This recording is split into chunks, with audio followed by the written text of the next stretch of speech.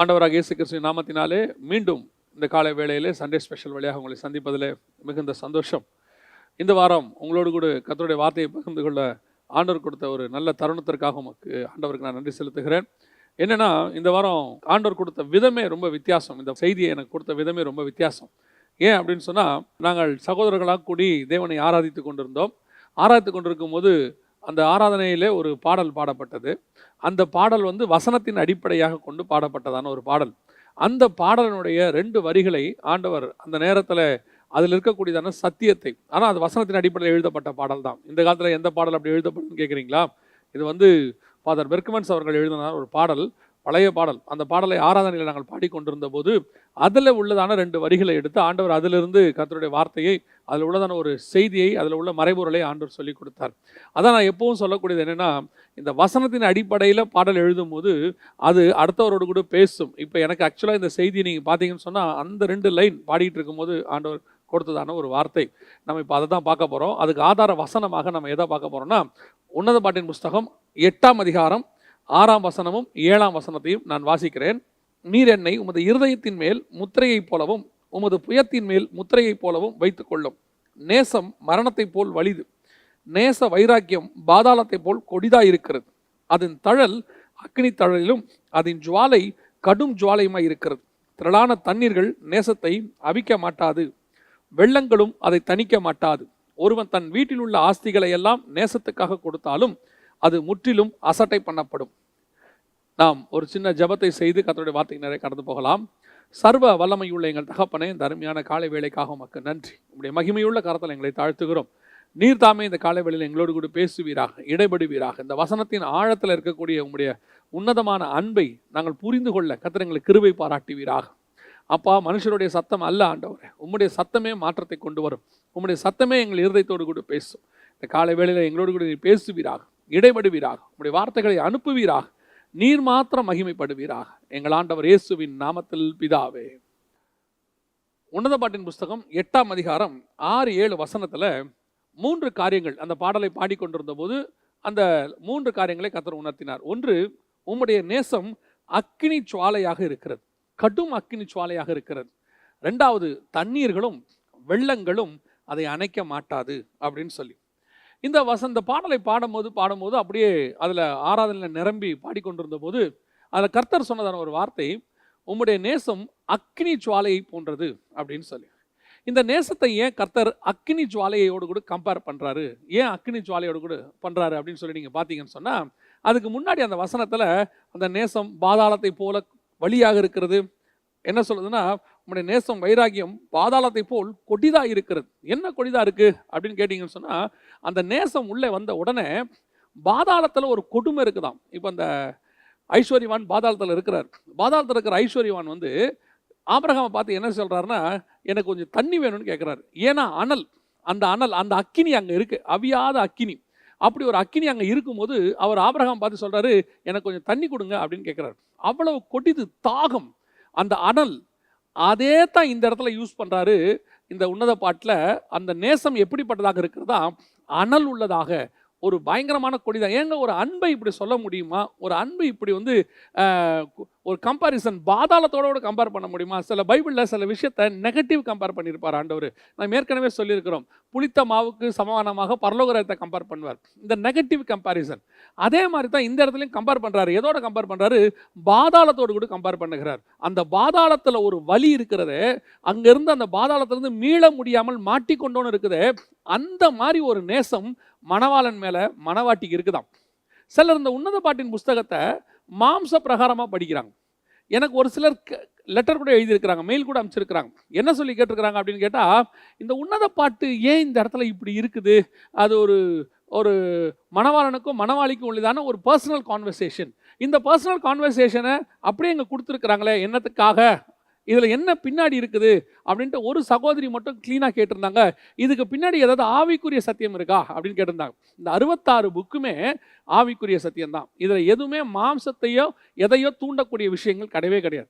இந்த உன்னத பாட்டுடைய புக்கு அமைப்பையே பாருங்களேன், எவ்வளோ அழகாக அமைச்சிருக்கிறாருன்னு. பிரசங்கிக்கு அப்புறம் தான் உன்னத பாட்டு இருக்கும். அப்படி அர்த்தம் என்னன்னா, பிரசங்கி புஸ்தகத்தினுடைய மைய கருத்து உலகம் மாயை. எப்போ நீங்கள் உலகம் மாயைன்னு புரிய வருதோ அந்த மாயை புரிந்த பிறகுதான் தேவனுடைய உன்னதமான அன்பு வெளிப்படும். அதனால தான் அங்கே வச்சிருக்கிறார். அந்த உன்னதமான அன்பு வெளிப்படணும்னா உலகம் உங்களுக்கு மாயைன்னு தெரியணும். உலகம் மாயைன்னு தெரியாமல் உன்னத தேவனுடைய அன்பு தெரியாது. இந்த இடத்துல என்ன அன்பு இருக்குது, உன்னதமான அன்பு எது இருக்குது அப்படின்னு கேட்டிங்கன்னு சொன்னால், நம்முடைய குமாரனாகிய கிறிஸ்து மணவாளனாக வெளிப்பட்டு மணவாட்டி சபையை தன்னோடு கூட எடுத்துக்கொண்டு போகிறார். இதுதான் அங்கே இருக்கு. தாவீதின் ராஜ்யபாரம், கிறிஸ்துவின் ராஜ்யபாரம் நம்ம பார்த்துருக்கிறோம், ஏற்கனவே இதை பற்றி எடுத்திருக்கிறோம். அதே மாதிரி சாலமோனுடைய உலக வாழ்க்கை அல்லது சாலமோனுடைய வாழ்க்கை கிறிஸ்துவினுடைய மணவாட்டிக்குரிய வாழ்க்கை. அவங்களுடைய அந்த கம்பாரிசன் இங்கே அதில் அப்படியே இருக்கும். எப்படி தாவீதுடைய எல்லாமே கிறிஸ்துவனுடைய ராஜ்யபாரத்துக்கு கம்பாரிசனாக இருக்குமோ, இங்கே சாலமோனுடைய வாழ்க்கை முழுவதுமாக மணவாட்டி சபைக்கு கம்பாரிசனாக இருக்கும். இங்கே மணவாட்டி சபையை வந்து கூப்பிடுறது, அவள் திறக்க மாட்டேன்னு படுத்திருக்கிறது, அப்புறம் மணவாளன் போகிறது, அவள் எழுந்திரிச்சு திறக்கிறது, அப்போ காவலர்கள் பிடிச்சி அவளை அடிக்கிறது, திருப்பி வந்து மணவாளன் கூட்டிகிட்டு போகிறது, எல்லாத்தையும் கவனிச்சு பாருங்கள். சபைக்கு ஆண்டவர் கொடுக்குற காஷன், வாசப்படிலிருந்து கதவை தட்டுவார், சபை கதவை எழுந்துச்சு திறக்கணும், இல்லாவிட்டால் அந்த ரகசிய வரைக்கும் முடிஞ்சிடும். அதுக்கு பிறகு அவள் எழுந்திரிச்சு போவா, உபத்திரவ காலம், காவலர்கள் பிடிச்சி அடிப்பாங்க, திருப்பி பகிரங்கமாக வந்து அவர் மீட்டுக்கொள்வார். இதெல்லாமே அதுக்குள்ளே இருக்கும். ஒவ்வொன்றுத்துக்குள்ளும் மணவாட்டி எங்கே இருப்பா? கண்மலையின் வெடிப்பிலும் சிகரங்களின் மறைவிடங்களிலும் இருப்பா. கண்மலை வெடிப்பு எது? கிறிஸ்துவினுடைய காயங்கள். அதனால தான் மோசையை கொண்டு போய் கண்மலை வெடிப்பில் வச்சிருக்கிறார். இதே மாதிரி ஒவ்வொன்றுத்துக்கு பின்னாடியும் நதிக்கரை ஓரத்தில் தங்குகிற புறா கண்கள். நதிங்கிறது பரிசுத்த ஆவியானவர் குறிக்கும், புறாங்கிறது மணவாட்டியை குறிக்கும். பரிசுத்த ஆவியானவருக்குள்ளே தங்கி இருக்கிறதான கலங்கின கண்கள், அழுது கொண்டிருக்கிற கண்கள், ஆத்ம பாரத்தோடு இருக்கிற கண்கள்னு அர்த்தம். இந்த மாதிரி எல்லா கம்பாரிசனுமே பார்த்தீங்கன்னா உன்னத பாட்டு அப்படியே முழுக்க முழுக்க மணவாட்டி சபை, நம்ம புதிய ஏற்பாட்டு சபையினுடைய ஒரு வெளிப்பாடாக இருக்கும். இதில் அவங்க சொல்லக்கூடிய ஒரு நேசம் எப்படிப்பட்ட ஒரு நேசம்னா, மணவாளனுக்கும் மணவாட்டிக்கு இருக்கிற நேசம். அந்த மணவாட்டி சொல்கிறா, உம்முடைய நேசம் எனக்கு எப்படி இருக்குது? பாதாளத்தை போல கொட்டியதாக இருக்கிறது. அந்த அக்கினி, ஒரு அக்கினி எனக்குள்ள இருக்கு, அந்த அக்கினி எனக்கு கொதிக்குது, அது என்னை சாக விட மாட்டேங்குது. அந்த நேசம் அப்படிப்பட்டதான ஒரு நேசம். கிறிஸ்துவின் அன்பை பற்றி பவுல் எழுதுறாரு, கிறிஸ்துவின் அன்பு என்னை நெருக்கி ஏவுகிறதுங்கிறார்.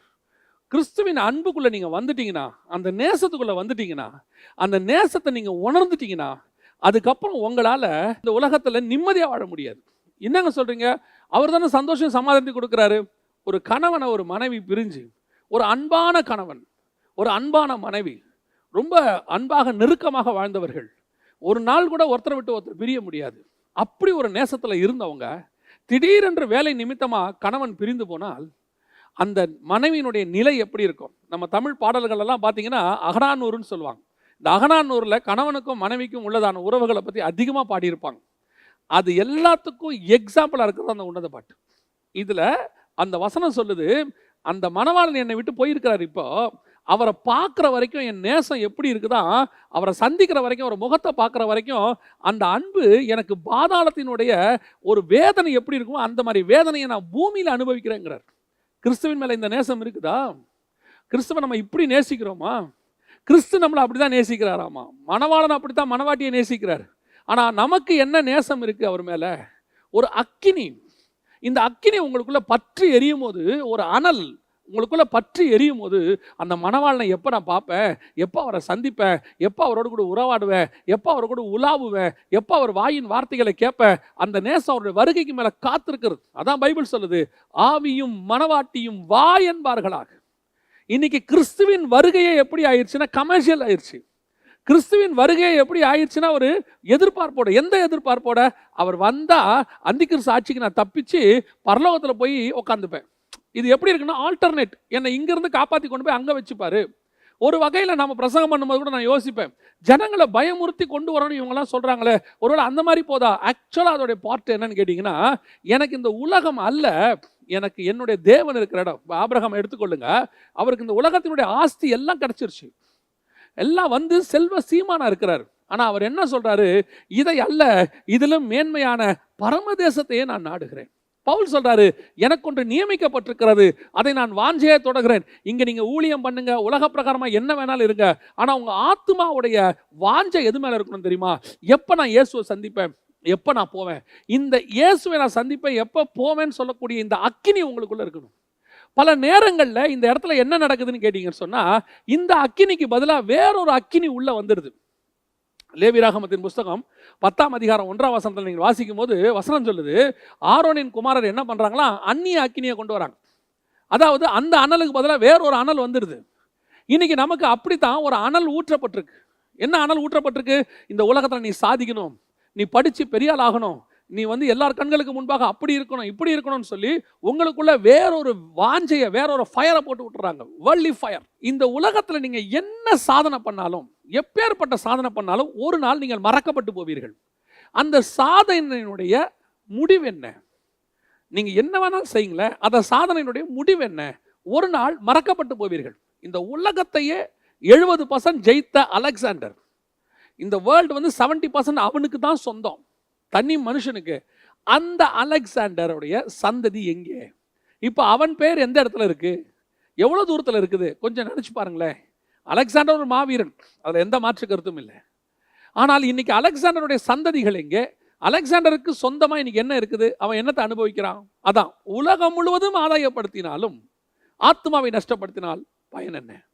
இன்னைக்கு நம்ம இந்த உலகத்தில் அப்படி ஆகணும் இப்படி ஆகணும், வேற ஒரு ஃபயர். சின்ன வயசுலேருந்து வரும்போதே உங்கள் பிள்ளைகளுக்குள்ள என்னத்தை போட்டு விட்டுறீங்க? நீ ஒரு பெரிய டாக்டர் ஆகணும், நீ ஒரு பெரிய இன்ஜினியர் ஆகணும், நீ ஒரு பெரிய கலெக்டர் ஆகணும், இல்லை ஒரு பெரிய மியூசிஷியன் ஆகணும், அப்படி ஆகணும் இப்படி ஆகணும்னு அவனுக்குள்ள வேறொரு ஃபயரை போட்டுடுறீங்க. ஆக்சுவலாக என்ன ஃபயர் இருக்கணும்? உன் தேவனாகிய கர்த்தரை தேடுகிறது.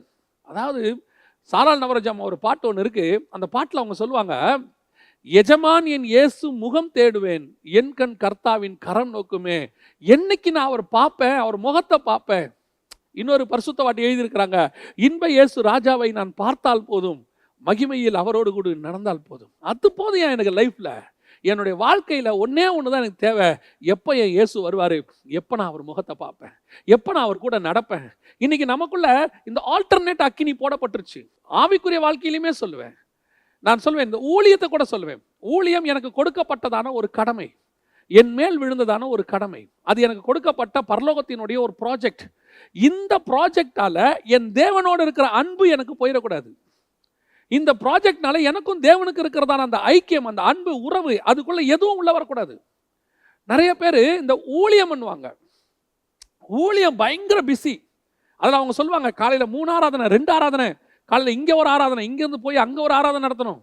சில எவாஞ்சலிஸ்ட்டை கேட்டிருக்கிறேன், 7 நாளும் மீட்டிங்ஸ், பயங்கர பிஸி. ஏன்? ஒரு காலத்தில் நாங்களும் அதை அப்படி தான் விரும்பணும். ஆரம்பத்தில் அறியாது இருந்து 7 நாளும் மீட்டிங், அங்கே மீட்டிங் இங்கே மீட்டிங். எப்போ தேவனோட உட்காருவீங்க? கொஞ்சம் எடுத்து பாருங்களேன். ஒரு கணவன் குடும்பத்துக்கு தான் சம்பாதிக்கிறாரு, குடும்பத்துக்கு தான் சம்பாதிக்கிறார், வேகமாக சம்பாதிக்கிறாரு. அங்கே ஓடி இங்கே ஓடி எல்லாம். காலையில் 6 மணிக்கெல்லாம் 5 மணிக்கெல்லாம் எழுந்திரிச்சு குளிச்சு ரெடியாக போய் நைட்டு 11 மணிக்கு பிள்ளைங்க முகத்தை பார்க்கறதுல, அவர் போகும்போது பிள்ளைங்க தூங்கிட்டு இருக்கோம், திருப்பி வரும்போது பிள்ளைங்க தூங்கிட்டு இருக்கோம். நடுவில் என்ன நடக்குது? ஃபோன் அடித்தா கூட எடுக்க மாட்டாங்க. சிலர் சொல்லுவாங்க, நான் வேலையில் ரொம்ப பிஸியாக இருக்கேன். சில ஊழியக்காரங்களை பார்த்துருக்கேன், ஊழியத்தில் நான் ரொம்ப பிஸியாக இருக்கேன். எல்லாம் உண்மைதான். ஆனால் உனக்கு கொடுக்கப்பட்டதான அந்த நேசம், நீ செலுத்த வேண்டிய பிரதானமான வேலை என்னது? ஒரு நெருப்பு உனக்குள்ள இருந்து எப்போ நான் பார்ப்பேன், எப்போ அவரோட இருப்பேன். அந்த கணவனை பாருங்க, இப்படி இருப்பாரு, குடும்பத்தில் அவர் மேலே அன்பு இருக்காது. ஆனால் ஒன்றுமே இல்லாமல் அந்த தாய் கூடவே உட்காந்துருப்பாங்க. அந்த தாய் அப்படியெல்லாம் கட்டி பிடிச்சிக்கிட்டு இருக்கோம். அப்போ அந்த கணவன் கேட்பாரு, இவ்வளோ சம்பாரிச்சு போட்டது நான் தானே, இவ்வளோ பண்ணது நான் தானே. உண்மைதான், ஆனால் அன்பு காட்டினது அந்த தாய். நீ எங்களுக்கு தேவையான எல்லா வசதி வாய்ப்புகளையும் ஏற்படுத்தி கொடுத்தீங்க, ஆனால் எதை செய்யலை தெரியுமா? எங்களுக்கு தேவையானது அன்பு. எத்தனையோ குடும்பத்தில் பார்த்துருக்குறோம், கஷ்டப்பட்டு தான் சம்பாதிப்பாங்க, கொஞ்சம் தான் பணம் இருக்கும். ஆனால் என்ன செய்வாங்க தெரியுமா? குடும்பமாக உட்காந்து சாப்பிடுவாங்க, எல்லாம் சுற்றி உட்காந்து குடும்பமாக சாப்பிடுவாங்க, ஃபேமிலியாக சாப்பிடுவாங்க, ஒருத்தருக்காக ஒருத்தர் வெயிட் பண்ணுவாங்க, இருங்க அப்பா வந்துட்டோன்னு. இப்போ எப்படி இருக்குது? மனைவி ஒரு பக்கம் சாப்பாடு செஞ்சு முடிச்சோன்னே சாப்பிட்டு முடிச்சிடறாங்க, பிள்ளைங்க சாப்பாடு எடுத்துக்கிட்டு போய் டிவிக்கு முன்னாடி உட்காந்துட்டு அது ஒரு பக்கம் பார்த்துக்கிட்டே சாப்பிடுது. கணவன் வரும்போது அவர் உட்காந்து தனியாக கேட்டால் அவர் டேபிள் மேலே இருக்கு போட்டு சாப்பிடு. இது இது இது எப்படி இருக்கு பாருங்க. இப்போ இருக்கு எல்லாம், ஆனால் என்ன இல்லை? நடுவில் என்ன இல்லை? அந்த அன்பு மிஸ்ஸிங்.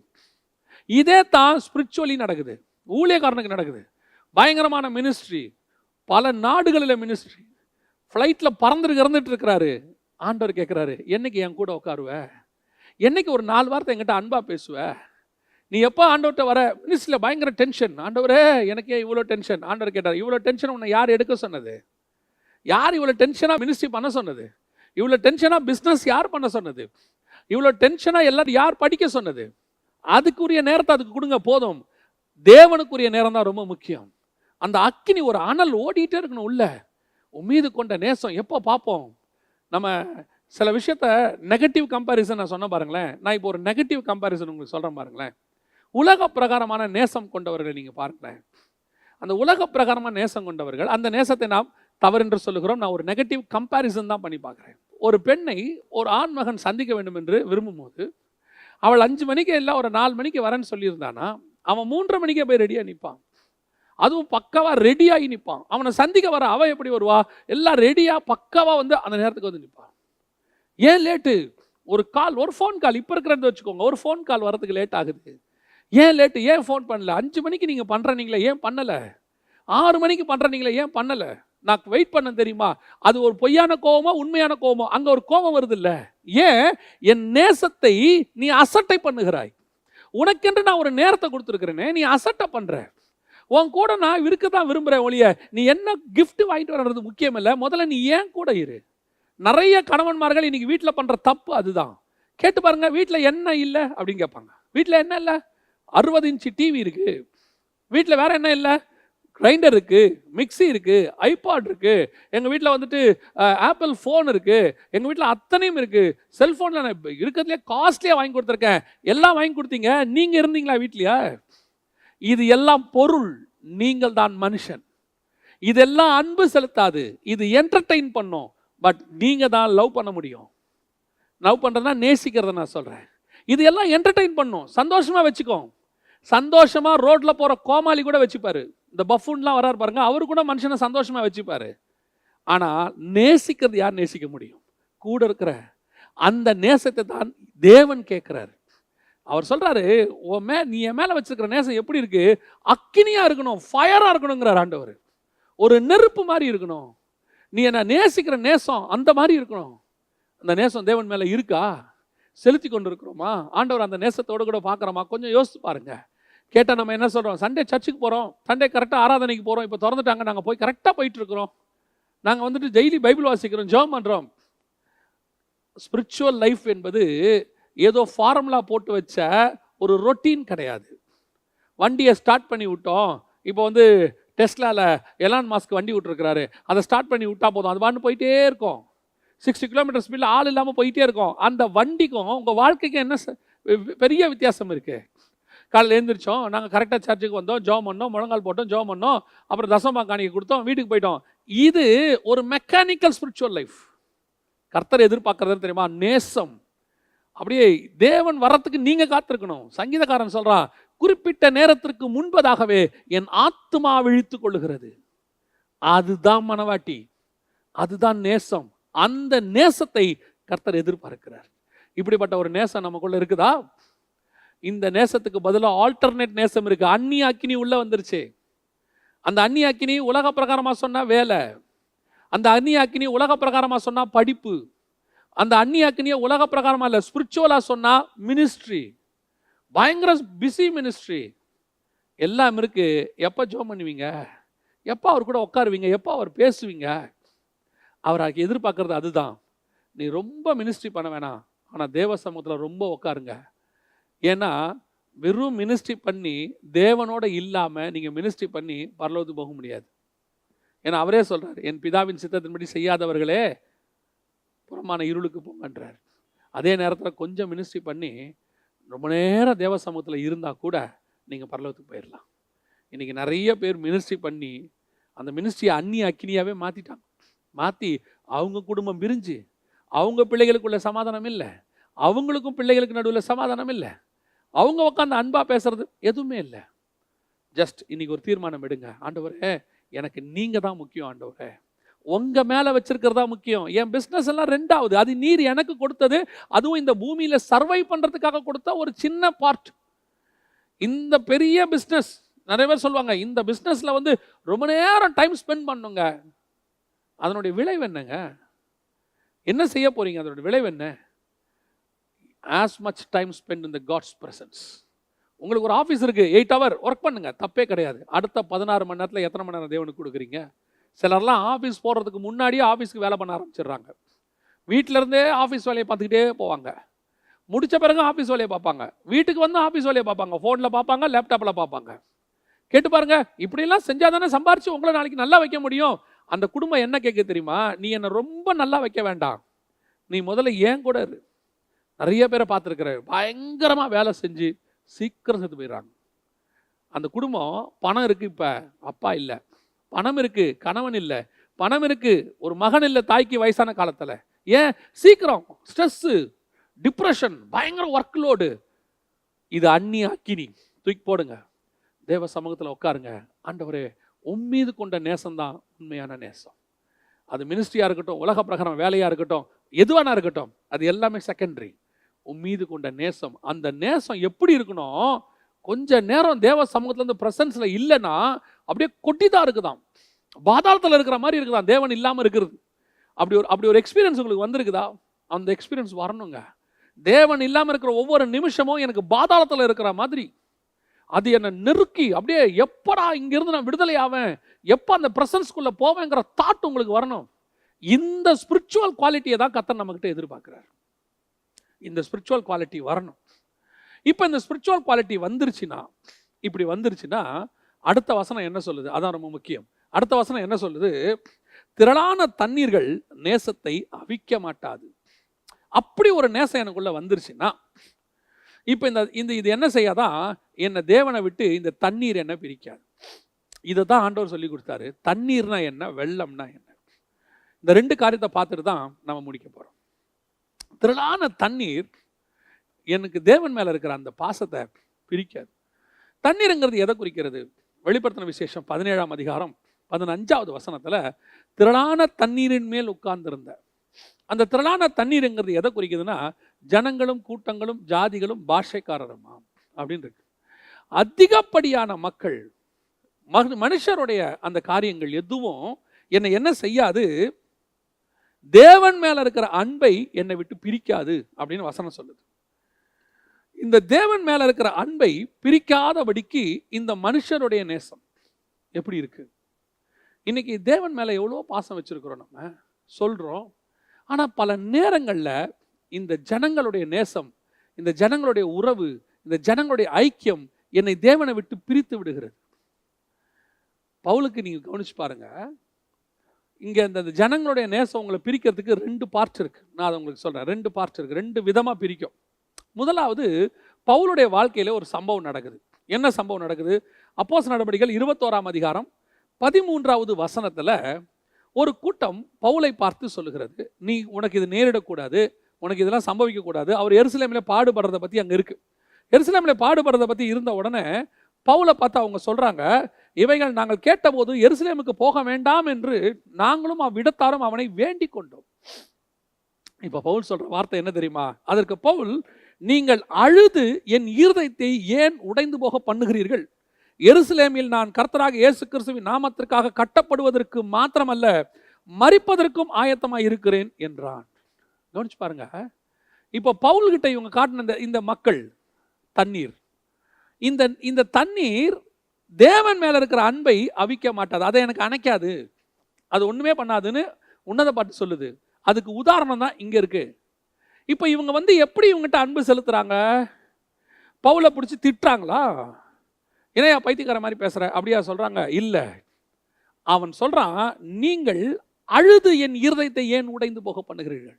இந்த நேசம் இருக்க, நீங்க என் மேல ஒரு பாசம் வச்சிருக்கிறீங்கல்ல, இந்த பாசம் என்ன செய்து என்ன தேவ சித்தத்தை விட்டு வழிவிலக பண்ணுகிற அளவுக்கு உடைந்து போக பண்ணுகிறது.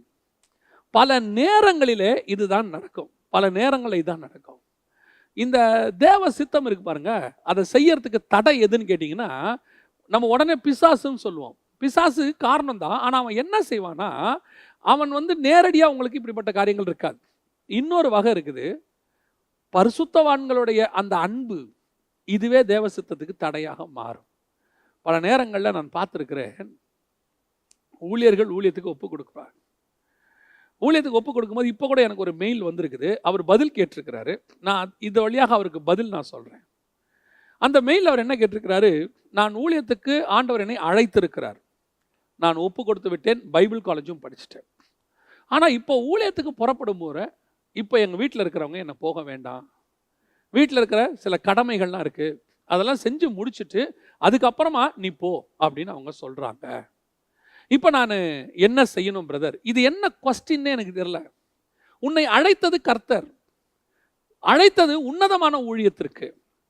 இந்த 700 கோடி மக்கள்ல உங்களை ஆண்டவர் தன்னுடைய ஹெவன்லி கவர்மெண்ட்டுக்கு ஒர்க் பண்ணும்படி செலக்ட் பண்ணி இருக்கிறாரு. இப்போ பவுலுக்கு நேர்ந்த அதே விஷயம் தான் உங்கள் வீட்டிலையும் நடக்குது. இது நிறைய பேர் வீட்டில் நடக்குது. நிறைய பேருக்கு தேவனுக்கு ஊழியம் பண்ணணும்னு ஆசை இருக்குது, தேவ சித்தத்தை செய்யணும்னு ஆசை இருக்குது, தேவன் என்ன சொல்றாரோ அதை செய்யணும்னு ஆசை இருக்கு. அந்த நேரத்தில் வந்து ஒரு அழுகை ஒன்று வரும். அந்த அழுகை யாருது வேணாலும் இருக்கும். என்ன எப்படி இருக்கும்? மனைவியினுடைய அழுகையாகவும் இருக்கலாம், தாய் தகப்பனுடைய அழுகையாகவும் இருக்கலாம், கூட பிறந்தவங்களுடைய அழுகையாகவும் இருக்கலாம். ஐயோ நீங்கள் இப்படி போனால் நாளைக்கு உங்கள் நிலைமை என்ன ஆகும், நீங்கள் மிஷினரியாக காட்டுக்கு போகிறேன்றீங்களே. யோசித்து பாருங்க, இராணுவத்துக்கு ஒருத்தன் போகும்போது தாய் அழுதாலும் அந்த குடும்பம், இந்த நாட்டுக்கு நீ சேவை செய்ய போறப்பா, தைரியமா போ, உன் உயிர் போனாலும் இந்த நாட்டுக்கு போச்சுன்னு சொல்லி அனுப்பி வைக்கிறாங்க. அப்படி ஒரு தியாகத்தோட ஒரு மகனை இராணுவ வீரனாக அனுப்பக்கூடிய மக்கள் இருக்கிறாங்க. இன்னைக்கு தேவனுக்கு ஒரு நல்ல போர் சேவகனாக அனுப்புறதுக்கு ஏன் இன்னைக்கு பயம்? ஒரு இந்திய மண்ணிலே அவருடைய ரத்தம் விதைக்கப்படுகிறது.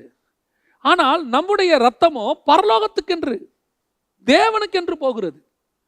அப்படி இருக்கும்போது நிறைய பேருடைய ஊழியத்தில் பார்க்குற, வாழ்க்கையில் பார்க்குற, இந்த தேவ சித்தத்தை செய்யறது பாசிட்டிவா, உனக்கு கொடுக்கப்பட்டதை பாசிட்டிவா, நெகட்டிவா கிடையாது.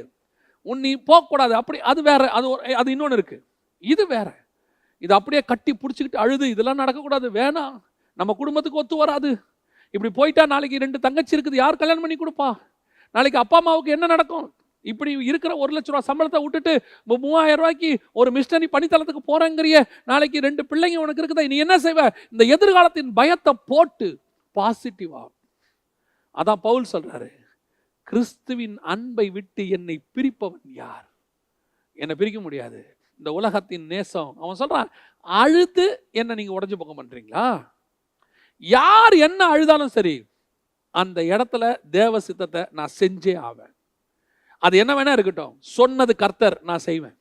ஏன் நான் அதை செய்யறேன்னா, அவர் மேல கொண்ட நேசம் அப்படிப்பட்டது. இப்போ யோசிச்சு பாருங்களேன், பிதா குமாரனை அனுப்புகிறார். ஒரு பேச்சு பேசாம குமாரன் கீழே வருகிறார். வரும்போது வசனம் சொல்லுது, அவர் தனக்கு முன்பாக வைக்கப்பட்ட சந்தோஷத்தின் நிமித்தம் இந்த பாடுகளை அவர் ஏற்றுக்கொண்டாராம். பிதா கூப்பிட்டு சொல்றாரு, போப்பா, போய் அடிவாங்கு, போய் உதவாங்கு, உன் தாடி மயிரை பிடிச்சி இழுப்பாங்க, உன் முகத்தில் துப்புவாங்க, உன்னை கொஞ்சம் கெட்ட வார்த்தைகள்லாம் பேசுவாங்க, 1 குறைய 40 முதுக பதம் பார்த்துருவாங்க, உன்னால் ஒரு பாரமான சிலுவையை ஏற்றுவாங்க, நான் உன்னை ரொம்ப செல்லமாக வளர்த்துட்டேன், நீ போ அப்படின்னு ஒன்று. இந்த வார்த்தையை இயேசு ஒரு வேளை கேட்டிருந்தா, ஏன்பா இதுக்கு தானப்பா நான், இதுக்கு தான் என்னை வளர்த்தீங்களா அப்படின்னு கேட்டிருந்தா என்ன ஆகிருக்கும்? அதெல்லாம் போக முடியாதுப்பா, நான் பரலோகத்தை விட்டு போக மாட்டேன்னு சொல்லியிருந்தா என்ன ஆகிருக்கும்? ஆனால் அவர் என்ன செய்கிறார் தெரியுமா? அப்பா, இதை எல்லாத்தையும் நான் ஏற்றுக்க தயாராக இருக்கேன். ஏன் தெரியுமா? இப்படி நான் ஏற்றுக்கிட்டா என் தம்பி தங்கைங்க விடுதலை ஆவாங்க, நான் இதை ஏற்றுக்கிட்டா என் பிள்ளைகள் விடுதலை ஆவாங்க. இத்தனை பேருடைய சந்தோஷ நிமித்தம் நான் ஒருத்தன் பாடு செய்கிறதுக்கு தயாராக இருக்கிறேன். யோசிச்சு பாருங்க, நீ ஒருத்தன் ஊழியத்துக்கு ஒப்பு கொடுத்து வரும்போது, ஒருவேளை உன் பாஷையிலேயே சொல்லுகிறேன், உங்கள் பாஷையில் நான் சொல்கிறேன், ஐயோ விட்டுட்டு வந்தால் குடும்பம் என்ன, உங்கள் ஒரு குடும்பம் ஒருவேளை சஃபர் ஆனாலும் ஆகாது. ஏன்னு சொன்னால், கிறிஸ்துவை நோக்கி பார்த்தவர்கள் ஒரு நாளும் வெட்கப்பட்டு போனதே இல்லை. அவருக்கென்று ஒப்பு கொடுத்து வந்தவங்க தரித்திரர் ஆனதே கிடையாது. ஏதோ ஒரு ரூபத்தில் கர்த்தர் உங்களை காப்பாற்றிடுவார். ஒருவேளை அப்படியே ஒப்பு கொடுத்தாலும் கூட, ஒப்பு கொடுத்து நீங்கள் வரீங்க, உங்கள் ஒரு குடும்பம் விதையாக மாறி எத்தனை குடும்பத்துக்கு நீங்கள் விருட்சமாய் மாறப் போகிறீர்கள், எத்தனை குடும்பத்துக்கு நீங்கள் நிழல் தர போறீங்க, எத்தனை பேர் நரகத்திலிருந்து காப்பாற்றப்பட போகிறாங்க, எத்தனை பேர் பரலோகத்துக்குள்ளே நுழைய போகிறாங்க. நாளைக்கு அவன்லாம் வந்து உங்களை பற்றி சாட்சி கொடுப்பாங்களே. பரலோகத்தில் பிதாவுக்கு முன்பாக, குமாரனுக்கு முன்பாக, 1000 தூதர்களுக்கு முன்பாக சொல்லுவாங்களே, இந்த மனுஷன் எங்கள் கிராமத்துக்கு வந்து இயேசுவை சொன்னதுனால் நான் ஏற்றுக்கொண்டேன்னு சொல்லும் போது உங்கள் பெயர் பரலோகம் எல்லாம் உச்சரிக்குமே. எப்பேற்பட்ட ஒரு ஆசீர்வாதம்! இந்த ஆசீர்வாதத்தை அங்கே இருக்கிற ஒரு தாயினுடைய கண்ணீர் தடுத்து நிறுத்தி விடுகிறேன். அங்கே இருக்கிற ஒரு தங்கையினுடைய கண்ணீர், தாய் தகப்பன் உண்மைதான், ஆனால் இயேசு சொல்றாரு, தாயாவது தகப்பனையாவது தன் கூட பிறந்தவங்களையாவது என்னை காட்டிலும் அதிகமாய் நேசிப்பானால், அப்பனா அவர் மேல இருக்கிற நேசம் எல்லா நேசத்தை விட மேலான நேசம்.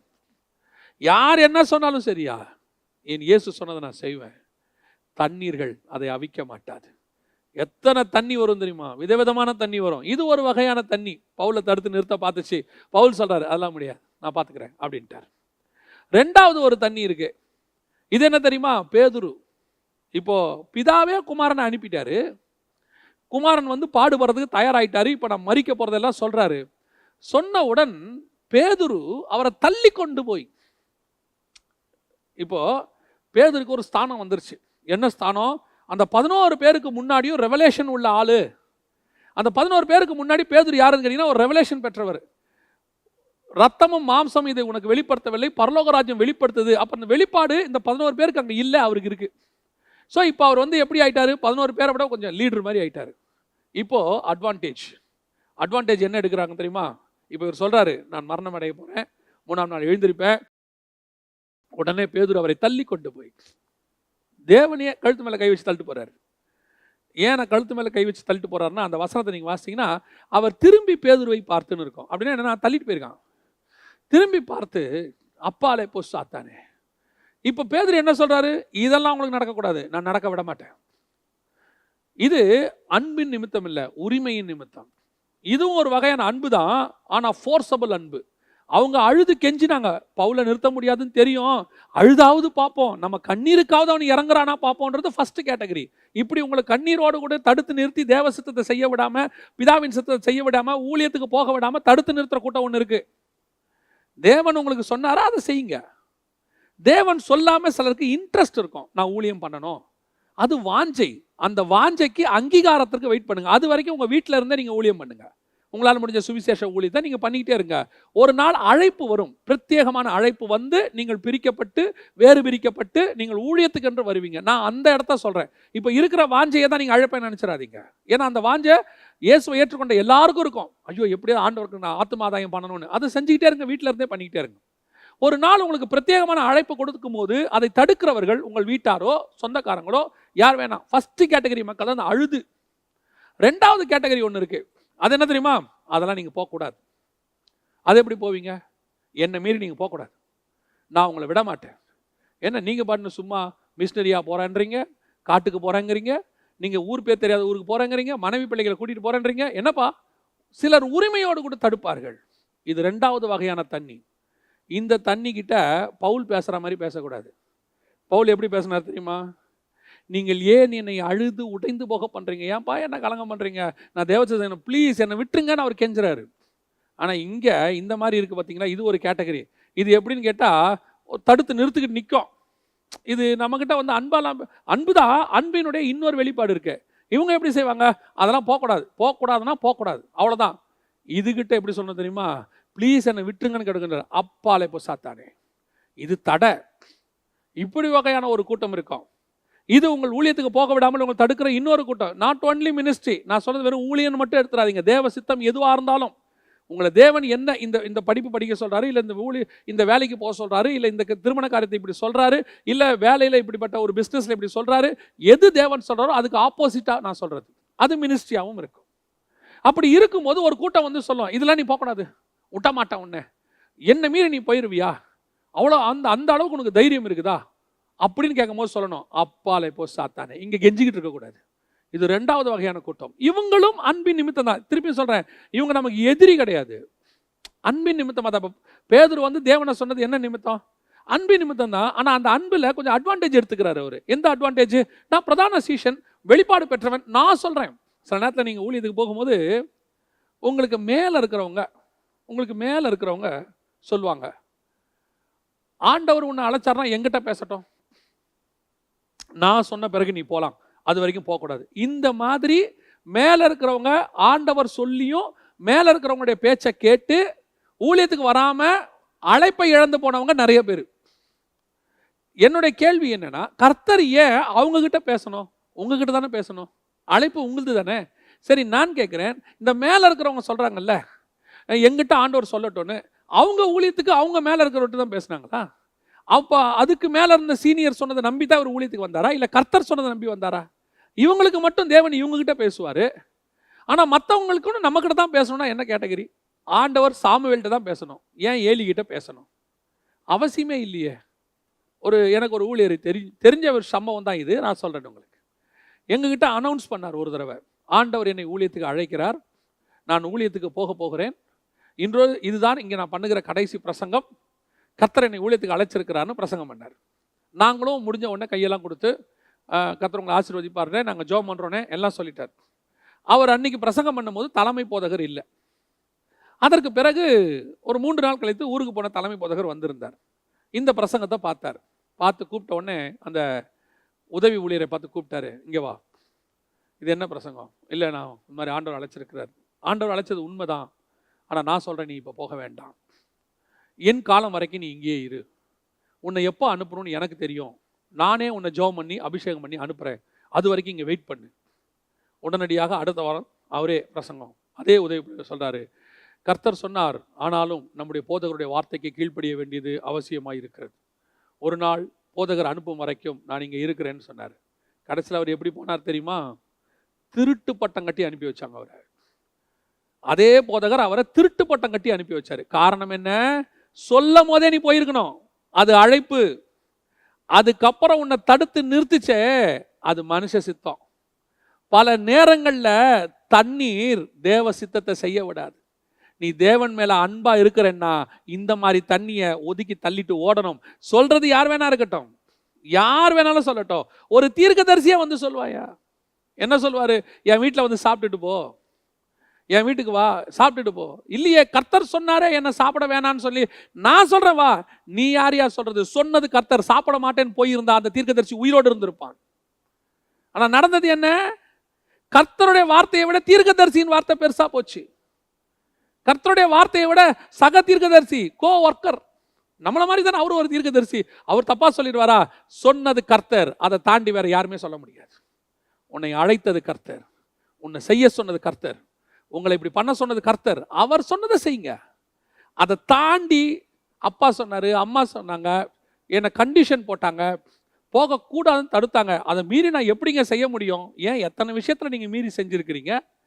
எத்தனை விஷயத்துல நீங்க வீட்டுக்கு அடங்காதவர்னு பேர் வாங்கியிருக்கிறீங்க? கெட்ட விஷயத்துக்கெல்லாம் அடங்காதவர்னு பேர் வாங்கின நீங்க ஏன் நல்ல விஷயத்துக்கு அந்த பேரை வாங்கக்கூடாது? எத்தனை பேர் அப்படி வீட்டையும் இந்த மாதிரி தடைகளை சில வேலையை விட்டு நீங்கள் போகும்போது உங்கள் ஆஃபீஸில் ஒத்துக்க மாட்டாங்க. ஏன்னா நீங்கள் நல்லா ஒர்க் பண்ணுறவர். ஆஃபீஸில் உங்களுக்கு வந்து கிளியரன்ஸ் கொடுக்க மாட்டாங்க. உடனே சொல்லுவாங்க, ஒரு 3 மாதம் ஒர்க் பண்ணுங்க, ஒர்க் பண்ணிட்டு போங்க. கர்த்தர் கூப்பிட்டது இன்னைக்கு, உன்னை பேப்பர் போடுன்னு சொல்லிட்டாரு. பேப்பர் போடுன்னு சொன்ன பிறகு மேலே இருக்கிற சீனியர் மேனேஜர் உங்கள் மேலே உள்ள அன்பு, அவர் இத்தனை வருஷம் உங்கள் கூட இருந்திருக்காரு, டீம் லீடர், அவர் என்ன சொல்கிறாரு?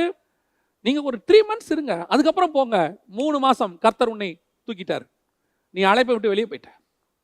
ஏன்? உன் நேசம் தேவனை விட உன் டீம் லீடர் மேலே போயிடுச்சு. உன் நேசம் தேவனை விட ஹெச்ஆர் மேலே போயிடுச்சு. இல்லைங்க, பேப்பரை போட சொன்னால் போடுங்க, அவ்வளோதான். இல்லை, ஒரு 3 months ஆண்டவர் சொன்னதை செய்யுங்க. அதுதான் நீங்கள் அவர் மேலே நேசமாக இருக்கிறீங்கிறதுக்கு. தண்ணீர்கள் அதை அவிக்க மாட்டாது, எந்த தண்ணியும் அவிக்காது. இது 2வது வகையான தண்ணி. 3வது வகையான ஒரு தண்ணி இருக்கு, நம்ம எல்லாருக்கும் தெரியும். இது பாவத்தின் தண்ணீர் வரும். யாரு? நியாயாதிபதிகளின் புஸ்தகம் 16ஆம் அதிகாரம் 16வது வசனத்தில் தெளிலால் மேட்டர், நம்ம எல்லாருக்கும் தெரிஞ்ச விஷயம். ஒரு ரகசியத்தை சிம்சனுக்கிட்ட சொல்லியிருக்கிறாரு. இப்போ சொல்லும் போது இந்த வசனத்தில் நீங்கள் நல்லா வாசித்து பார்த்தீங்கன்னா, நியாயாதிபதிகளில் அவள் பேசினது அவனுக்கு எப்படி இருந்துச்சா, அவன் இருதயத்துக்கு வெசனமா, அது ஒரு மாதிரி இருதயத்தை ஒட்டைக்கிற மாதிரி இருந்துச்சான். 16ஆம் அதிகாரம் 16வது வசனத்தை நீங்கள் வாசித்து பார்த்தீங்கன்னா, இப்படி அவனை அவள் தினம் தினம் தன் வார்த்தையினால் நெருக்கி அலட்டி கொண்டிருக்கிறதினால் சாகத்தக்கதாக அவன் ஆத்மா வெசனப்பட்டு, சாகத்தக்கதாக ஆத்மா வெசனப்பட்டு. இது அடுத்த கேட்டகரி, இது போலியானது. இவ யாரு? பெலிஸ்தருக்கு காட்டி கொடுக்கிறவ, காசு வாங்கியிருக்கிறா. இவ சிம்சோனுக்கு எதிரி. எதிரிகள் சில நேரத்தில் உங்களை இப்படி நெருக்குவாங்க பாருங்க. இது ஒரு வகையான தண்ணி. இது எப்படி தக்கதாக? சாகத்தக்கதாக. சிம்சனுடைய வீக்னஸ் என்ன தெரியுமா? யாராவது எதிரில் அழுதானா அவள் தான் உடஞ்சிருவான், அவன் க்ளோஸ். இதே மாதிரி சம்பவம் இன்னொன்று இருக்கு. 14ஆம் அதிகாரம் 17வது வசனத்தில் சிம்சோனுடைய மனைவி அழுவா. 14-17 விருந்துண்ணுகிற 7 நாளும் அவள் அவனுக்கு முன்பாக அழுது கொண்டே இருந்தாள். 7ஆம் நாளிலே அவள் அவனை அலட்டி கொண்டிருந்தபடியால் அதை அவளுக்கு விடுவித்தான். சிம்சோனுடைய இருதயம் பாருங்களேன், யாராவது அழுதாங்கன்னா சில நேரத்தில் அவ்வளோதான், முடிஞ்சிருச்சு. இது நெகட்டிவான ஆட்கள். அதாவது சொல்லி பார்த்தாங்க, அன்பின் நிமித்தம் சொல்லி பார்த்தாங்க, நம்ம கேட்கல. 2வது மிரட்டி பார்த்தாங்க, நம்ம கேட்கல. 3வது நம்ம வீக்னஸை பிடிப்பாங்க. எது வீக்னஸ்? நம்ம தேவசத்தை செய்ய விடாமல் இருக்கிறதுக்கு உங்கள் வீக்னஸ் எதுன்னு சொல்லி இந்த மாதிரி ஆட்களை பிசாசு அனுப்புவான். இந்த வீக்னஸான பார்ட்டை தொடுவாங்க பாருங்களேன். சில ஆட்களுக்கு யாராவது அழுதாங்கன்னா வீக்னஸ் ஆகிடும். அதுக்கப்புறம் வீரமாக கிளம்புவான். சண்டை வரும் வீட்டில், 2 பேரும் சண்டை போட்ட உடனே கணவன் வீரமாக கிளம்புவார். அந்த மனைவி அழுதுருவாங்க பாருங்க. அதான் அவங்களோட கடைசி வெப்பன். அதை கையில் எடுப்பாங்க பாருங்க, அப்படியே உட்காந்துருவான் சேரில். இப்போ என்ன பண்ணுங்கிற அப்படிம்பா. நிறைய பேர்கிட்ட இந்த வீக்னஸ் இருக்கு. சிலர் பார்த்துருக்கீங்களா, வீட்டை விட்டு கிளம்பும்போது பிள்ளை ஃபஸ்ட்டு என்ன சொல்லணும்னா, அப்பா போவாதீங்க போவாதீங்கன்னு சொல்லும். இல்லை போனோம் அப்படிம்பாரு. அது அடுத்து அழத் தொடங்கின உடனே இவரோட ஸ்டெப்ஸ் கொஞ்சம் குறையும். அந்த கண்ணில் தண்ணி வந்த உடனே பார்த்தீங்கன்னா அப்பா அங்கேயே நிற்பார். அப்பா போயிட்டு வந்துடுறேன் போகவே மாட்டார். ஏன்? அந்த அழுகை இவருடைய வீக்னஸ். அந்த பிள்ளைக்கு அந்த வீக்னஸ் தெரியுது. அழுதா அப்பா விட்டுட்டு போக மாட்டாங்க. அன்னைக்கு நீங்கள் போகாமல் விட்டீங்கன்னா லைஃப் லாங் அந்த பிள்ளை அழுதுதான் எல்லாத்தையும் சாதிக்கும். ஏன்னா அந்த பிள்ளைக்கு தெரிஞ்சிடும், என்னுடைய அழுகை எங்கள் அப்பாவுடைய வீக்னஸ். நம்முடைய வீக்னஸை வச்சு அடிக்கிற குரூப் ஒன்று இருக்கு. You must be very careful. இவங்ககிட்ட உங்ககிட்ட வீக்னஸ்னு ஒன்று தெரிஞ்சு அவங்க தொடறாங்களா, அங்கே தான் நீங்கள் ஜெயிக்கணும். அப்போ என்னங்க செய்யணும்? அந்த சிம்சோன் அந்த இடத்துல அவன் என்ன செஞ்சிருக்கணும்? அழுறியா? ஆனாலும் நான் சொல்ல மாட்டேன், இது தேவனுடைய ரகசியம். உன்னை விட, உன் நேசத்தை விட என் தேவ நேசம் எனக்கு பேசு அப்படின்னு சொல்லி அவன் அங்கே நிரூபிச்சிருக்கணும். அதான் வசனம் சொல்லுது, திரளான தண்ணீர்கள் என்னை அவிக்க மாட்டாது. நீ அந்த தண்ணீர்கள் எப்படி வேணாலும் இருக்கும். எந்த விதமான தண்ணி இருக்கும். இப்போ நம்ம தண்ணியே எடுத்துக்கோங்களேன், எத்தனை விதமான தண்ணி இருக்குது. இந்த எந்த தண்ணியும் என்ன அசைக்காதுங்க. ஏன்னா அவர் மேலே இருக்கிற அக்கினி இருக்குது. இந்த தண்ணி எல்லாத்த விட மேலான அக்கினி அது. நீ அழுதாலும் சரி, அன்பா சொன்னாலும் சரி, என்னை மிரட்டி பார்த்தாலும் சரி, என் வீக்னஸை நீ தொட்டு பார்த்தாலும் சரி, என் தேவன் மேலே உள்ள அன்பை மாற்ற முடியாது. அது என்னை ஒன்றுமே செய்யாது. இந்த இடத்துக்கு நீங்கள் வர்றீங்க பாருங்க, இதுதான் கிறிஸ்துவின் மேல் இருக்கிற அன்பினுடைய உச்சம். இந்த இடத்துக்கு நம்ம வரணுங்க. எனக்கு ஒரு நண்பனை தெரியும். அவர் சுவிசேஷ ஊழியத்திற்கு ஒப்பு கொடுத்துட்டு அந்த ஊழியத்திற்காக முதலாக புறப்படுகிறார். அவருக்கு ஊழியம் எங்கன்னு கேட்டிங்கன்னா திருவனந்தபுரத்தில் ஊழியம். அவருக்கு ஒரு ஊழியம் ஏற்பாடாச்சு திருவனந்தபுரத்தில். சாயங்காலம் ஒரு 4-5 மணிக்கு பஸ் ஏறுறாரு. அவர் மனைவி சொல்கிறாங்க, இல்லை போக வேண்டாம், நான் உங்களை விட்டுட்டு தனியாக இருக்க மாட்டேன், எனக்கு நீங்கள் கண்டிப்பாக இருக்கணும். இவர் மனைவி மேலே ரொம்ப நேசம், அதில் யாரும் குற்றமாகவே சொல்லலை. 5 மணிக்கு பஸ் ஏறுறாரு. அந்த அம்மா பேச ஆரம்பிச்சிச்சு. நைட்டெல்லாம் பேசுது, நீங்கள் இல்லாமல் நான் இருக்க முடியாது, நீங்கள் இல்லாமல் நான் இருக்க முடியாது, வந்துருங்கன்னு. காலையில் 5:30 மணி 6 மணிக்கு போய் இறங்குறாரு திருவனந்தபுரத்தில். 12-13 மணி நேரம் ட்ராவல். இறங்கினாரு. முழுவதும் அழுது அவளை அலட்டி கொண்டபடியினாலே அவன் சாகத்தக்கதாக எதிரில் உள்ள பஸ் ஏறி திருப்பி சென்னைக்கு வந்துட்டார். அந்த ஊழியத்தை ஏற்பாடு பண்ணவங்களுக்கு சொல்லிட்டாரு, என்னால் வர முடியல, என்னால் மினிஸ்ட்ரிக்கு வரணும். ஏன்? அதுக்கு அவங்ககிட்ட பல காரணம் சொல்லிட்டாரு. இங்கே வந்துட்டாரு. நான் அவரை பார்த்து கேட்டேன், மினிஸ்ட்ரிக்கு போனீங்களே, ஏன் வந்துட்டீங்க? இல்லை பிரதர், மனைவி ரொம்ப அழுகுறாங்க. ஊழியத்துக்கு ஒப்பு கொடுத்து அழைப்பு கொடுத்து மனைவியின் சம்மதத்தோடு தான் ஊழியத்துக்கு வந்தீங்க. ஊழியம் புறப்படுறதுக்கு முன்னாடியும் 2 பேரும் உட்காந்து பேசியிருக்கிறீங்க. அப்படிப்பட்டவர்கள் இந்த ஊழியத்துக்கு வரக்கூடாது. ஊழியத்துக்கு வந்தீங்களா, அவங்கள கன்வின்ஸ் பண்ணி இந்த மினிஸ்ட்ரியை முடிச்சிருக்கணும். ஏன்? ஊழியம் என்பது வேலை அல்ல. அவரை பொறுத்த வரைக்கும் அது ஒரு ஒர்க்கு, அவ்வளோதான். இப்போ என்னாச்சு? நான் நேரடியாக பார்க்குறேன், அவர் மினிஸ்ட்ரி போச்சு, அவர் ஊழியம் முடிஞ்சிருச்சு. போயிட்டு இன்னைக்கு வேற ஒரு ஊழியம் பண்ணிட்டு இருக்கிறார். ஆனால் அவருக்கு கொடுத்த கனமான ஊழியம் அது. இன்னைக்கு 10-11 ஒரு ஊழியத்தை ஒரு மூலையில் உட்காந்து பண்ணிட்டு இருக்கார். அந்த ஊழியத்தை குறை சொல்லவில்லை, ஆனால் அழைப்பை விட்டு விட்டார்னு நான் சொல்ல வரேன். சில நேரங்களில் இந்த மாதிரி அழுகை, உங்கள் வீக்னஸ் உங்கள் மினிஸ்ட்ரியோடைய காரியத்தை மாற்றிரும். பல நேரங்களில் ஆண்டவர் உங்களை வேறு இடத்துக்கு போக சொன்னாரா, போங்க, தைரியமாக போங்க. வேலை ஸ்தலத்தில் சொல்கிறேன், உங்களுக்கு ஒரு மாற்றம் கொடுத்து ஆண்டவர் வேற ஒரு நாட்டுக்கு போக சொல்கிறாரா, ஃபேமிலியாக போக சொல்கிறாரா, போங்க. அங்கே சொல்லுவாங்க, இல்லைப்பா இந்த நாடே நல்லா இருக்குது, இந்த கிளைமேட் நல்லா இருக்குது, நீங்கள் சொல்கிறது அங்கே பாலைவனத்துக்கு போக சொல்கிறீங்களே, சவுதி அரேபியாவுக்கு போக சொல்கிறீங்களே, நீங்கள் அபுதாபிக்கு போக சொல்கிறீங்களே, அங்கே போய் எப்படி இருக்கிறது, இங்கே பிள்ளைகளுக்கு எல்லாம் செட் ஆகிருக்கு சொல்லி பார்ப்பாங்க. கேட்க மாட்டார். இல்லைம்மா, ஆண்டவர் அங்கே போக சொல்கிறாரு. அடுத்து அவங்க எடுக்கிற கடைசி ஆயுதம், எல்லாரும் ஒரு பக்கம் உட்காந்து ஆளாளுக்கு அழுதுட்டு இருப்பாங்க. வீடே பார்த்தீங்கன்னா சாவு வீடு மாதிரி இருக்கும். இவருடைய இருதயம் உடையும். கடைசியாக சொல்வார், சரி பார்ப்போம், ஆஃபீஸில் கேட்டு பார்ப்போம். ஆனால் அந்த இடத்துல கர்த்தர் உனக்கு வேறொரு காரியத்தை வைத்திருந்திருப்பார். அந்த இடத்துல கர்த்தர் உனக்கு மிகப்பெரிய ஆசீர்வாதத்தை வச்சிருந்திருப்பாரு. அங்கே போகாததுனால இங்கே பிரச்சனை. இப்போ நம்ம இங்கே இருக்கிறோமா, இப்போ பார்த்தீங்கன்னா இங்கே வேற ஒரு பிரச்சனை ஒரு 6 மாதம் கழிச்சு. இப்போ இவர் சொல்லுவார், அங்கே போயிருந்தா நல்லா இருந்திருக்கும், கர்த்தர் அப்பயே ஒரு வாய்ப்பு கொடுத்தாரு, என் ஃப்ரெண்ட்ஸ் எல்லாம் போய் இப்போ நல்லா வேற மாதிரி இருக்கிறாங்க, கர்த்தர் கொடுத்த சான்ஸை விட்டுட்டேன். 6 மாதம் கழிச்சு யோசிச்சு பிரயோஜனம் இல்லை. சில தண்ணீர் உன் கர்த்தர் உனக்கு மேலே வச்சிருந்த அன்பை அவித்து விட்டது. God's will. காட்ஸ் வில்லுங்கன்னா என்ன? கர்த்தருடைய சித்தத்தை நம்ம எப்போ செய்வோம்? அவர் மேலே அன்பு இருந்தால் செய்வோம். அந்த அன்பு தான் இந்த மாதிரி தண்ணீர்கள் அவிக்கும். அதான் வசனம் சொல்லுது, இந்த மாதிரி தண்ணீர்கள் அன்பை அவித்து விட்டது. ஆனால் இங்கே மணவாட்டி சொல்கிறா, எந்த தண்ணியும் என்னை அவிக்காதுங்க, காட்ஸ் வில்லை செய்யறதை தடுக்கவே தடுக்காது. I will do the God's will whatever it is. நீ அன்பினால என்னை தடுத்தாலும் சரி, என்னை மிரட்டினாலும் சரி, என் வீக்னஸை நீ தொட்டு பார்த்தாலும் சரி, என் தேவன் மேல உள்ள அன்பை என்னை விட்டு மாற்ற முடியாது. ரெண்டாவது அந்த வசனம் என்ன சொல்லுது? உன்னத பாட்டின் புஸ்தகம் 8ஆம் அதிகாரத்தை நீங்க வாசிக்கும் போது 2வது வசனம் சொல்லுது, வெள்ளங்களும் திரளான தண்ணீர்கள் நேசத்தை அவிக்க மாட்டாது, வெள்ளங்களும் அதை தணிக்க மாட்டாது. வெள்ளங்களும் தணிக்க மாட்டாதுன்னா என்ன அர்த்தம்?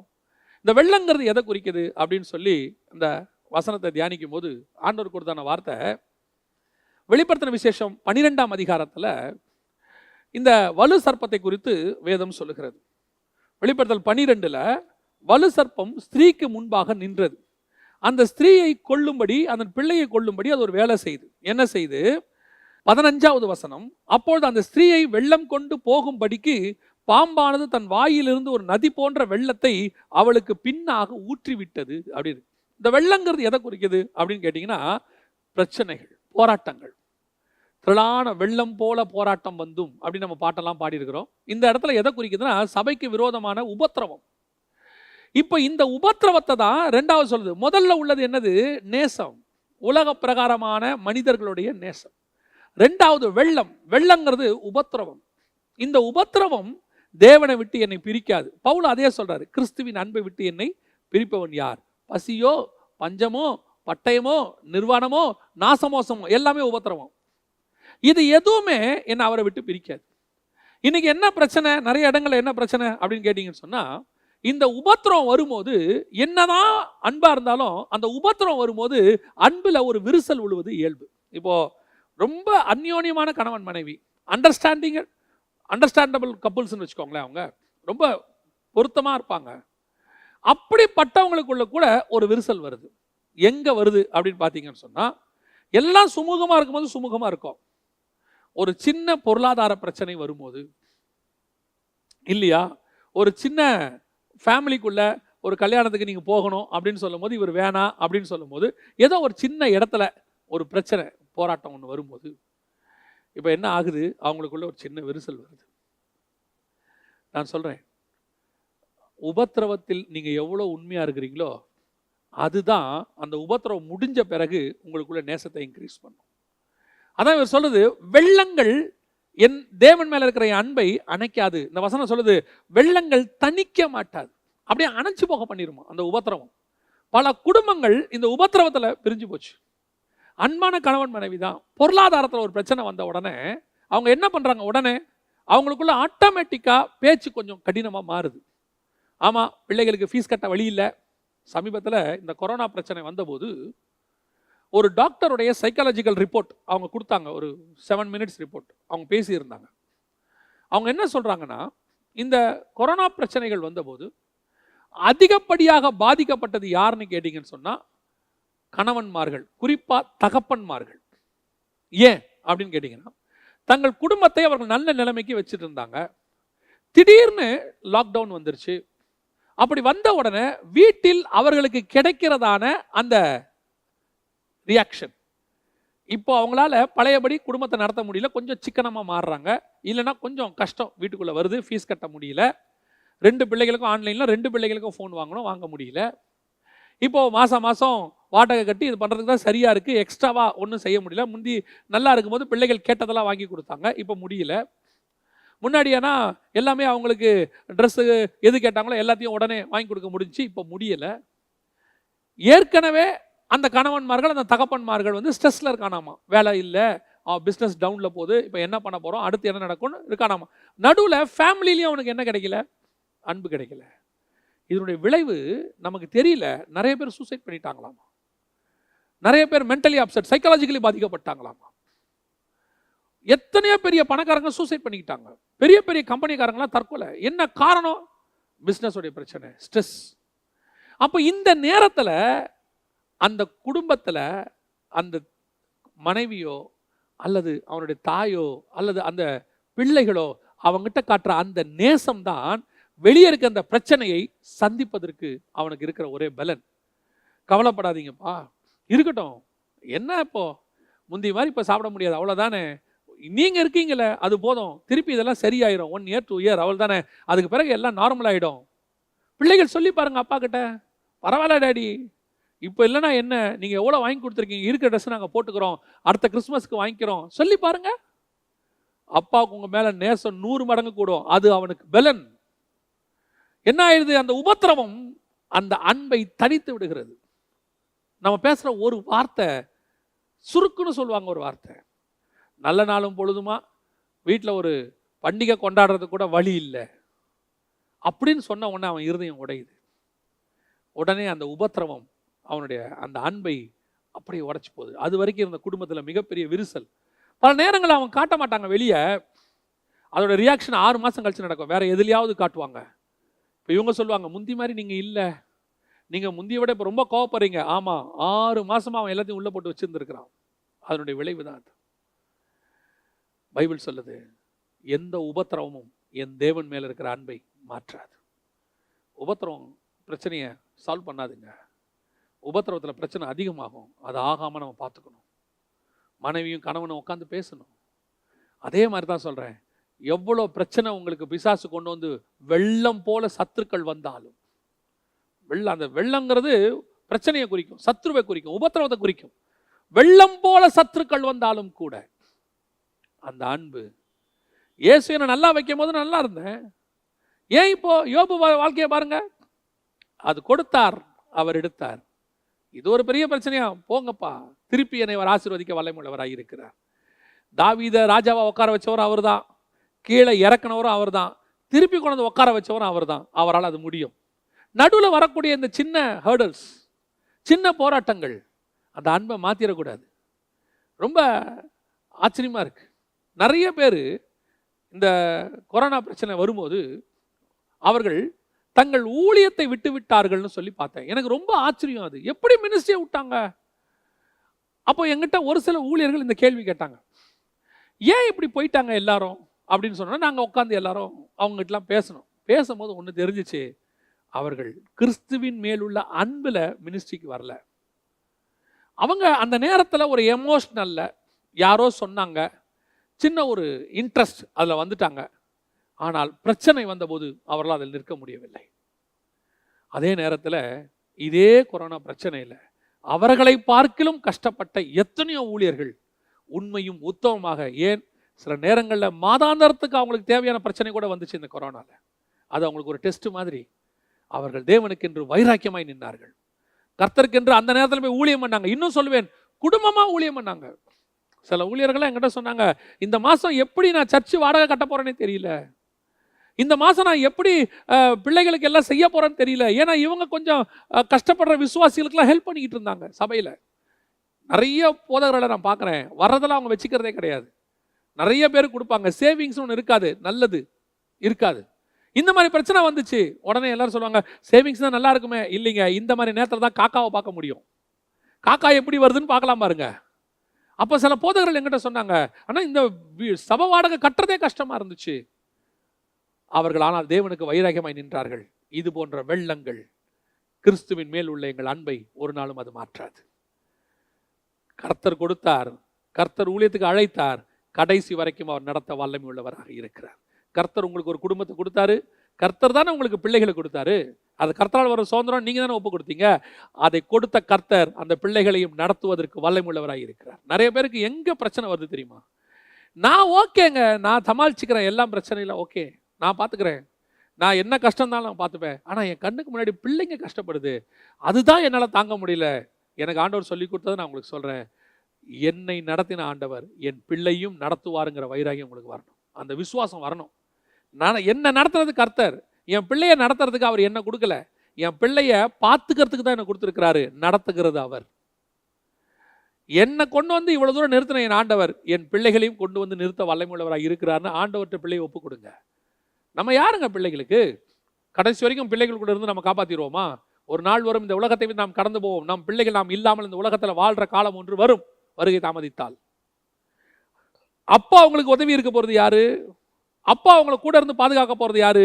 இந்த உலக பிரகாரமான தகப்பன் போவான், ஆனால் பரலோகத்தின் தகப்பன் ஒரு நாளும் அந்த பிள்ளைகளை விட்டு போக மாட்டார். நான் சொல்றேன், இப்பவே ஒப்பு கொடுங்க, தைரியமா இருங்க. நீங்க விசுவாசத்தோட இருங்க, நீங்களும் தைரியமா இருங்க. எந்த உபத்திரவமும் கிறிஸ்துவின் மேல் இருக்கிற அன்பை மாற்றாது. அதுல வசனம் சொல்லுது, எந்த வெள்ளமும் என்னை அணைக்காதுங்க. அதுதான் மிக முக்கியம். கடைசியா அந்த வசனத்துல ஒரே ஒரு காரியத்தை நான் பார்த்தேன், அதை சொல்லிட்டு நான் முடிக்க விரும்புகிறேன். கடைசியா வசனம் சொல்லுது, தன் வீட்டில் உள்ள ஆஸ்திகளை எல்லாம் நேசத்துக்காக கொடுத்தாலும் அது முற்றிலும் அசட்டை பண்ணப்படும். ஒரு பக்கம் தேவனுடைய அன்பை வச்சுட்டு மறுபக்கம் நீங்க இந்த வீட்டில் இருக்கிற மொத்தத்தையும் வச்சிட சொல்றார், மொத்த சொத்தையும் வச்சிட சொல்றார். இப்போ கிறிஸ்துவின் அன்பா சொத்தா? வசனம் சொல்லுது, இதுல ஒண்ணு கூட என்னுடைய காரியத்தை செய்யலாது, எல்லாத்தையும் அசட்டை பண்ணப்படும். அட போங்கடா அப்படின்னு தள்ளி விட்டுருவாங்களாம். ஏன்? கிறிஸ்துவின் மேல் உள்ள அன்பு அப்பேற்பட்டது. எத்தனை ஊழியர்கள், இன்னைக்கு ஊழியர்கள், அவங்க அந்த காலத்துல கிறிஸ்துவுக்காக ஒரு பைபிளை கையில் எடுத்துக்கிட்டு அப்படிப்பட்ட பரிசுத்தவான்கள் வைராக்கியமாய் வந்தார்கள். அன்னைக்கு வரும்போது கோடீஸ்வரன், எனக்கு தெரிஞ்ச எத்தனையோ சாட்சிகள் இருக்கு, எத்தனையோ சாட்சிகள். ஒரு போதகருடைய அம்மா, அவருடைய சாட்சியை நான் படித்தேன். கோடீஸ்வரங்க, ஒரே மக, மொத்த சொத்தம் அவங்களுக்கு தான். ஒரு நாள் ஆண்டவர் அவங்களை ஊழியத்துக்கு அழைத்தார். எல்லாவற்றையும் விட்டு ஊழியத்திற்காக வேற நாட்டில் இருக்கிற ஜெப வீட்டுக்கு அவங்க ஒப்பு கொடுத்து போறாங்க. அந்த தகப்பன் தன் கையை பிடிச்சிட்டு அழுதார், மகளை போயிடாத, ஊழியமாச்சே. அவர் சொன்னாங்க, இல்லப்பா ஆண்டவர் ஊழியத்துக்கு அழைச்சிருக்கிறாரு, என்னை தயவு செஞ்சு நீங்க ஒப்பு கொடுத்து அனுப்புங்க. அவர் அனுப்பி வச்சார். தகப்பன் என்ன பண்ணார் தெரியுமா? மாசம் 1000 ரூபாய். நான் சொல்றது 60 வருஷத்துக்கு 70 வருஷத்துக்கு முன்பாக உள்ளதான ஒரு சாட்சி, புத்தகத்தில் உள்ள சாட்சி. யோசித்து பாருங்க, 1960s 1950s 1000 ரூபாங்கிறது எவ்வளோ பெருசுன்னு பாருங்க. அந்த 1000 ரூபாயை மாசம் அனுப்புவாரா? அந்த தாய் என்ன செய்வாங்களாம் தெரியுமா? மணி ஆர்டர் வருமா, ஜப வீட்டில் வாங்குவாங்களாம், வாங்கி பக்கத்தில் இருக்க காணிக்கை பெட்டியில் போட்டுட்டு அப்படியே போட்டுட்டு போயிடுவாங்களாம். ராக்லன்னு ஒரு பெரிய ஊழியர், அவரை பற்றின சாட்சியை எவ்வளோ கேட்டிருக்கிறோம். வெளிநாட்டிலேருந்து அவருக்கு சொந்த செலவுக்கு பணம் குடும்பத்தார் அனுப்புவாங்களாம். அதை வாங்கி வாசல் நிற்கிற வரியர்கள் வந்து தெரிய நினைப்பாங்களாம். வரியவர்கள் அவங்க கிட்ட 1ஆம் தேதி அப்படி மொத்தத்தையும் பிரித்து கொடுத்துட்டு அவர் போயிட்டே இருப்பாராம். ஏன்? இந்த சொத்து எதுவும் கிறிஸ்துவின் மேல் இருக்கிற அன்பை பிரிக்காது. இது எல்லாம் மற்றவங்களுக்கு, எனக்கு கிறிஸ்துவின் அன்பு போதும். ஏங்க அப்படி? அந்த அன்பு என்னை நெருக்கி ஏவுகிறது. அவர் மேல உள்ள அன்புங்க. இது எதை கொடுத்தாலும், இன்னைக்கு பாருங்க கிறிஸ்துவின் மேல் உள்ள அன்பு எப்படி மாறி போச்சு. எல்லாத்தையும் விட்டுட்டு ஒரு காலத்துல வந்தவங்க இன்னைக்கு அந்த கிறிஸ்துவை வச்சு எல்லாத்தையும் சம்பாதிக்க நினைக்கிறாங்க. அன்பு போயிருச்சு. இன்னைக்கு எதெல்லாம் அசட்டை பண்ணாங்களோ, தேவையில்லையா, எனக்கு அன்பு போதும், கிறிஸ்து போதும்னு சொல்லி வந்தாங்களோ, இன்னைக்கு அந்த கிறிஸ்துவை வச்சு சம்பாதிக்கிறாங்க. என்ன சொல்றாங்க? நாங்க ஒரு காலத்துல கிறிஸ்துவுக்கு எல்லாவற்றையும் விட்டோம், கிறிஸ்து இன்னைக்கு தராரு. கிறிஸ்து தரல. கிறிஸ்து தரது கரெக்டா அளவா தான் இருக்கும். கிறிஸ்து அளவுக்கு மீறி தர மாட்டாரு. கிறிஸ்து 4 தலைமுறைக்கு பேங்க்ல சொத்து தரவே மாட்டார். நான் வசனத்துல இருந்தே சொல்லுவேன், 4 தலைமுறைக்கு சொத்து கிறிஸ்து தரமாட்டார். பேர பிள்ளைகளுக்கு வரைக்கும் எஃப்டில 10 கோடியை போட்டு வைக்க கிறிஸ்து தரமாட்டார். உங்க சொந்த அக்கவுண்ட்ல 10 கோடி 20 கோடி போட்டு வைக்க கிறிஸ்து தரமாட்டார். இது அன்பு கிறிஸ்துவை தாண்டி வேற எங்கேயோ போயிருச்சு. எதெல்லாம் ஒரு காலத்துல அசட்டை பண்ணமோ, இன்னைக்கு அதையெல்லாம் நேசிக்க ஆரம்பிச்சிட்டோம். ஒரு ராஜாவை குறித்து கேள்விப்பட்டேன். அவர் பேர் ஹென்றி நான் நினைக்கிறேன். அவர் ஒரு பெண்ணை நேசித்தார். அவர் ராஜவம்சத்தை சாராத பெண். அப்போ அப்பா கிட்ட போய் சொன்னார். அவர் ஒரு மகாராஜா போய் சொன்னார், நான் இந்த மாதிரி ஒரு மகளை விரும்புகிறேன். உடனடியாக அவங்க சொன்னாங்க, முடியாது, ஒரு சாமானிய பெண்ணை திருமணம் செய்வதற்கு அரசாங்கம் ஒத்துக்கொள்ளாது, அரச குடும்பம் ஒத்துக்கொள்ளாது, நீ அவளை மறந்து விடு. அவன் சொன்ன வார்த்தை என்ன தெரியுமா? எனக்கு ராஜ்யபாரம் தேவையில்லை, நான் நேசித்த என் பெண் எனக்கு வேண்டும். அவன் ராஜ்யபாரத்தை முடிய திறந்து விட்டு போயிட்டார். இப்ப கூட இங்கிலாந்துல இளவரசராக இருக்கிற ஒருத்தர் அவர் வேறொரு பெண்ணை திருமணம் செய்ய வேண்டும் என்பதற்காக ராஜ்யபாரத்தை வேண்டாம்னு சொல்லிட்டார். எங்களுக்கு ராஜ வம்சத்தினுடைய எந்த ஒரு இதுவும் வேண்டாம் அப்படின்னு அனௌன்ஸ் பண்ணிட்டார். அப்போ அந்த நேசம் எல்லாத்தையும் மறக்க பண்ணுது பாருங்க. ஒரு நான் திருப்பி ஒரு நெகட்டிவ் கம்பேரிசனே சொல்கிறேன். ஒரு உலக பிரகாரமாக நேசிக்கிறவங்க ஒரு நேசத்துக்காக அவங்க வாழ்ந்திருந்த வாழ்க்கை, வசதி, தாய் தகப்பன் எல்லாத்தையும் விட்டுட்டு ஓடுறாங்க பாருங்களேன். போய் கஷ்டப்படுறாங்க, ஆனால் அது சந்தோஷமாக கஷ்டப்படுறாங்க. தாய் தகப்பன் போய் பார்த்துட்டு கேட்குறாங்க, இப்படி செல்லமாக வளர்த்த என் மக இப்படி ஒரு குடிசைக்குள்ளே இவ்வளோ கஷ்டப்பட்டுக்கிட்டு இருக்கிறியே. அந்த பெண் சொல்கிற வார்த்தை என்ன தெரியுமா? அவர் என்னை நல்லா வச்சுருக்காருமா, நான் சந்தோஷமாக இருக்கிறேன். பொய் சொல்லாதம்மா, வீட்டில் இருக்கும்போது நீ எப்படி இருந்த அது அங்கே.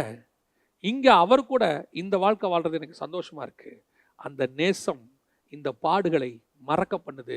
இது எல்லாத்தையும் தாய் தகப்பனுடைய அந்த எல்லாத்தையும் அசட்டை பண்ணுது. நான் அந்த மாதிரி செய்யறது சரின்னு சொல்லலை, ஒரு உதாரணத்துக்கு எக்ஸாம்பிள்.